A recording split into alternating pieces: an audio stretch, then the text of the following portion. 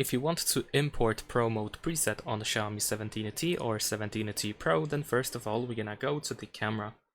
Now over here in the camera, of course, we're gonna switch to the Pro Mode, and then you can tap over here right next to the shutter button to open all your presets.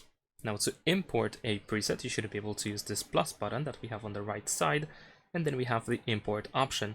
Of course, you can only use zip files to import your preset that you have got from somewhere, and then you need to find it in here. You might also want to tap on these three lines in the upper left corner to go to, for example, downloads or anywhere else where you can find your preset. Now, if you have someone who has a preset that wants to share with you and they don't know how to export the preset, then if they go to presets over here, once they open parameter presets, then you can tell them that they should tap on these three dots in the upper right corner of a preset.